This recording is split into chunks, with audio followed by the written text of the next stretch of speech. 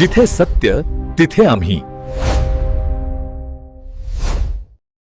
नमस्कार मंडळी, तुम्ही पाहता आहात तुफान न्यूज, जिथे सत्य तिथे आम्ही. आज ठाण्यातील एक धक्कादायक प्रकरण समोर आले आहे. Cholamandalam investment and finance company limited आणि त्यांच्या रिकव्हरी प्रक्रियेवर गंभीर प्रश्नचिन्ह उपस्थित झाले आहेत. ठाण्यातील रहिवासी चंद्रकांत विष्णू जाधव यांनी गंभीर आरोप करत सांगितले आहे की ते कर्ज फेडण्यास तयार असतानाही फायनान्स कंपनी सेटलमेंट देण्यास टाळाटाळ करत आहे.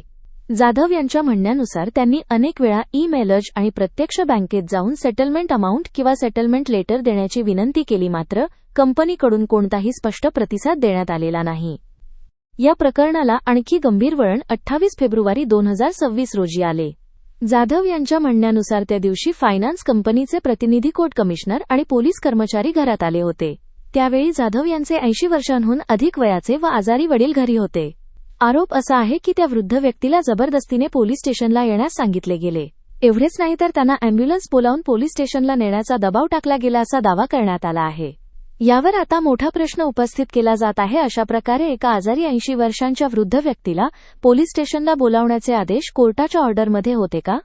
जाधव यांचा आरोप आहे की ते कर्ज फेडण्यास तयार असूनही बँक सेटलमेंट देत नाही.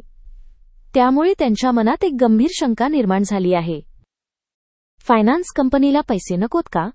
त्यांना थेट घरच हवे आहे का?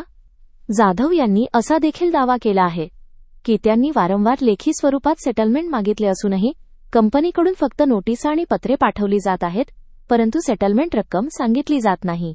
या संपूर्ण प्रकरणामुळे आता काही गंभीर प्रश्न निर्माण झाले आहेत. जर कर्जदार पैसे देण्यास तयार असेल तर सेटलमेंट का दिली जात नाही?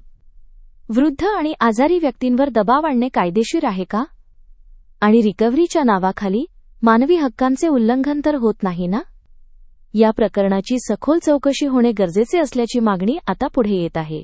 दरम्यान जाधव यांनी पोलीस प्रशासन आणि संबंधित अधिकाऱ्यांकडे तात्काळ हस्तक्षेप करण्याची मागणी केली आहे. ही बातमी तुम्हाला महत्त्वाची वाटली असेल तर लाईक करा, शेअर करा आणि सबस्क्राईब करा. आणि अशाच ताज्या, खऱ्या आणि निर्भीड बातम्यांसाठी तुफान न्यूज सोबत कायम जोडलेले रहा.